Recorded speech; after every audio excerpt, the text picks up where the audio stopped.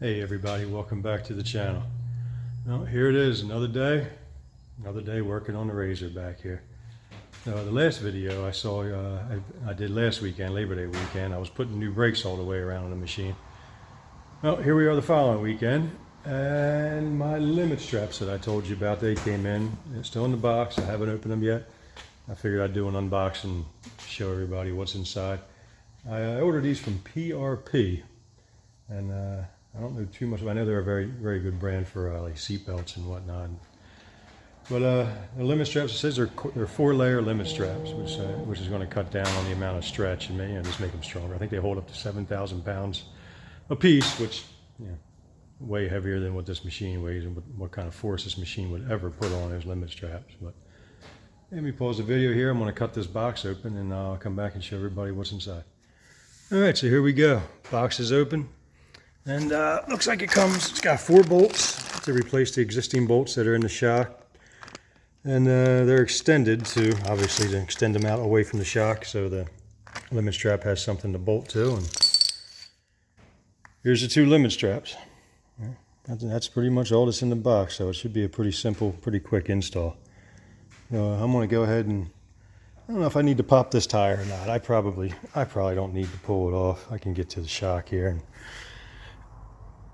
up behind there, that's the one that's a little bit harder to get to. But yeah, let me pull this off, and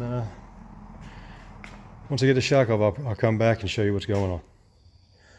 All right, so the first limit strap is on.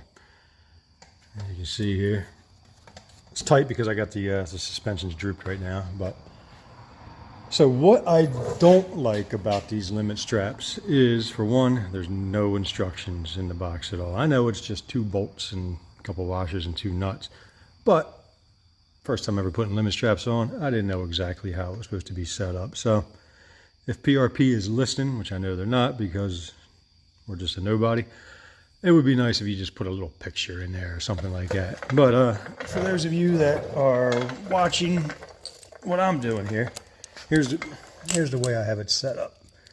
Let me take this off. So it's got 4 washers. I put the bolt in through the shock, and then I put another washer on. So now this second washer is on the other side of the shock body. Next goes this spacer. And the spacer, so the shock body is sitting right here. You got the washer, then you got this spacer, and then I put another washer. Now, right here is where your limit strap is going to hook to. Then you put another washer on, and then you put it comes with the nylock nut, which is nice. You definitely want those. But what I also don't like about these, if you can see, they got Allen keys. So for those of you that are doing the off-road, you know what happens once you start getting mud in the Allen key bolts.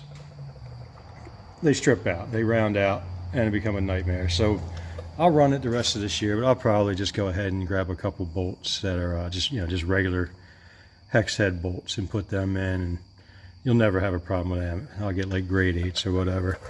So what I did to put these on is I took the bottom bolt out first. I had the machine's jacked up.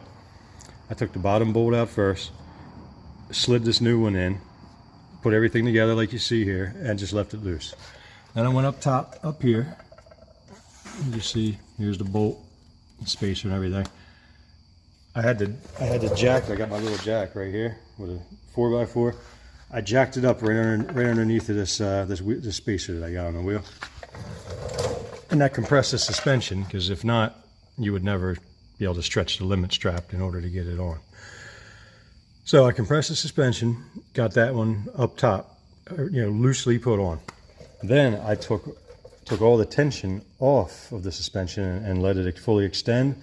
And what that did is it keeps these straight right here. So if I didn't do that, this little clip, buckle, whatever the hell you want to call it, it would have been on an angle when I went to tighten up, like it would have been trying to spin when I went to tighten it up. And these wouldn't have been on straight. Not only would they look like crap, but it would have been prematurely wearing down the side of the limit strap. So I put full tension on these things. You know, they're right now they're as you can see, they're pretty tight. They're not moving anywhere.